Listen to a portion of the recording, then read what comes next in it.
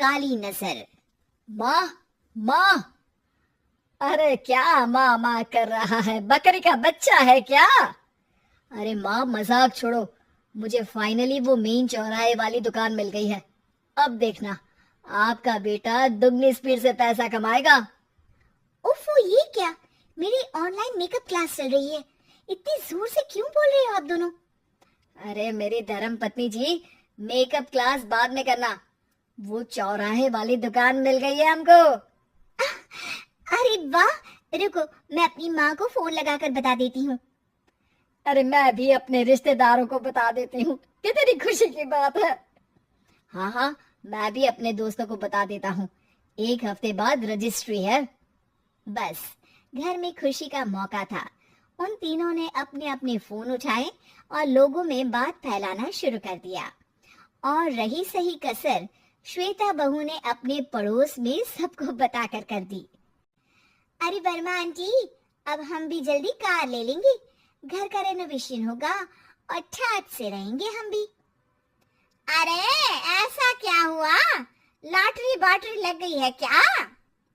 अरे इस बार चौराहे वाली मॉल में हमको भी दुकान मिल गई है। दुकान नंबर 21, जो एकदम चौराहे पर है।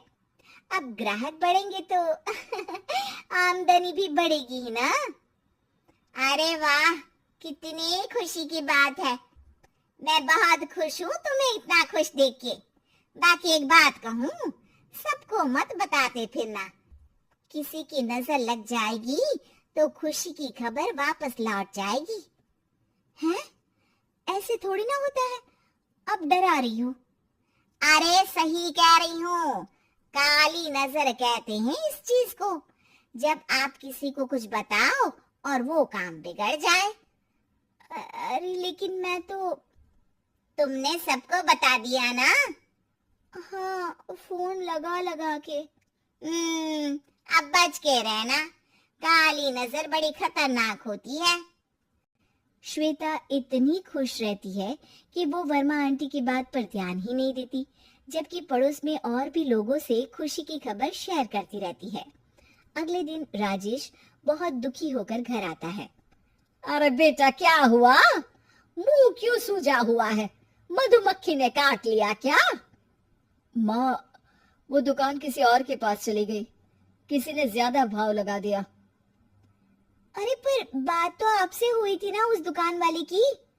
हाँ, आज मैं टोकन अमाउंट देने गया था, तब मुझे पता चला। कोई आकर सुबह मुझसे पहले ही ज्यादा अमाउंट दे गया। काली नजर। क्या कहा? वर्मा आंटी ने समझाया था कि किसी को बताना मत, वरना काली नजर लग जाएगी। अच्छा, तुम्हें उनकी बात मान लेनी चाहिए थी। उनकी बात मान लेती, लेकिन उसके पहले ही सबको बता चुके थे ना हम तीनों। अरे अगली बार से ध्यान रखेंगे। कोई भी नई चीज होगी तो किसी को नहीं बताएंगे। तीनों कुछ दिन ऐसे ही रहते हैं, पर एक दिन श्वेता को एक मेल आता है।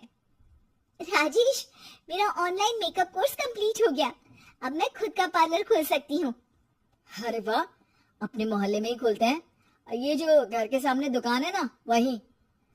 हाँ, यहाँ सस्ती भी मिल जाएगी। अगले दिन श्वेता वर्मा आंटी के पास जाती है मिठाई का डब्बा लेकर। अरे आओ आओ, कैसे आना हुआ? जोर से नहीं बोलूंगी। वो सामने वाली दुकान है ना, वहां मैं अपनी पार्लर की दुकान खोलने वाली हूँ, उसकी मिठाई है। अरे वाह, बहुत बधाई हो तुमको। हाँ, मैं कमाने लगूंगी तो राजेश पर पूरे घर का बोझ नहीं रहेगा ना आंटी जी। ये तो है, पर ये बता कि तूने ये बात किसी और को तो नहीं बताई ना? अरे नहीं नहीं, पिछली बार गलती कर दी थी। काली नजर लगी किसी की और राजेश के हाथ से वो दुकान चली गई थी। सबको मत बताना। चलो मैं चलती हूँ, कल दुकान की बात करने भी तो जाना है। अगले दिन श्वेता दुकान के लिए मालिक से बात करने जाती है। अरे लेकिन दुकान तो हम कल रात को ही किसी को दे चुके हैं। कल ही?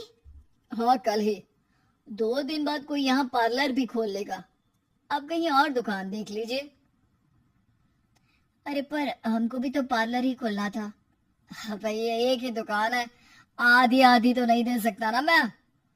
राजेश और श्वेता घर पर हताश होकर आ जाते हैं। इस बार तो किसी को बताया भी नहीं था, अब किसकी काली नजर लग सकती है।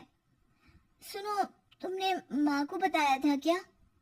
अरे कैसी बात कर रही हो, माँ की नजर थोड़ी ना लगेगी। पक्का तुमने किसी को नहीं बताया था ना? सिर्फ वर्मा आंटी को बताया था, उन्होंने ही मुझे किसी को नहीं बताने को कहा। अरे यार तुम भी सही हो, मेरी माँ को नहीं बताने को कह रही हो, पर वर्मा आंटी को बताना तुम्हें जरूरी लगा। अरे वर्मा आंटी ने ही तो काली नजर के बारे में बताया था ना, वो हमेशा हमारा भला ही तो चाहती है। मेरी माँ भी हमारा भला ही चाहती है। अरे पर चिल्ला क्यों रहे हो, बात नहीं कर सकते क्या आराम से? नहीं आता हूँ आराम से बात करना, और करना भी नहीं चाहता हूँ मैं। दुकान जाने का दुख गुस्से में बदल गया था और राजेश और श्वेता में बात बंद हो गई थी। 2 दिन बाद मोहल्ले में पार्लर का इनॉग्रेशन हुआ, जिसमें मोहल्ले के सभी लोगों को बुलाया गया, पर श्वेता, राजेश और माँ नहीं जाते। माँ अंदर आ जाओ, क्या देख रही हो? अरे नया पार्लर देख रही हूँ अपने आंगन से। देखो, माँ को दूसरे का सुख देखने में कितना मजा आ रहा है, मेरा दुख नहीं दिख रहा इन्हें। यहाँ मेरा पार्लर भी तो हो सकता था। अरे चुप रहो यार, हर बात में लड़ाई क्यों ढूंढ रही हो? राजेश और श्वेता फिर बहस करने लगते थे। तभी माँ ने दोनों को बाहर बुलाया। अरे जरा देखो तो, दुकान चलाने वाले का बोर्ड पर नाम क्या लिखा है? श्रुति वर्मा। गाड़ी निकाले बेटा, हमें कहीं जाना है। काली नजर का इलाज कराने। राजेश अपनी बाइक निकालता है। तीनों ट्रिपलिंग कर रहे हैं। माँ राजेश को उस मॉल वाली दुकान पर लेकर जाती है जहाँ राजेश अपनी दुकान खोलने वाला था। यही दुकान लेना चाहता था ना तू? हाँ, पर इनको भी दुखी करने लेकर आई हो क्या यहाँ पर दुकान दिखाकर? वहाँ काफी नहीं था?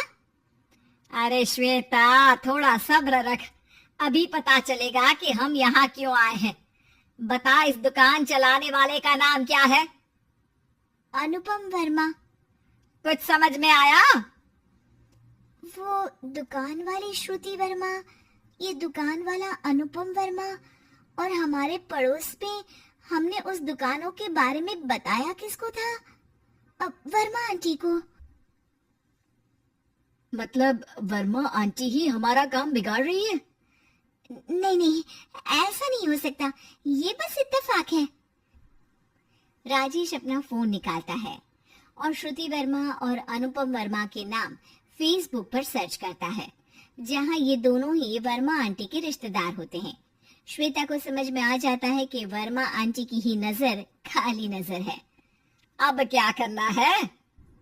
कोई भी खुशी की खबर हो तो काली नजर से बचना है, यानी वर्मा आंटी से बचना है। अरे पर मुझे ये समझ में नहीं आया कि वो हमारे साथ ऐसा क्यों करेंगी?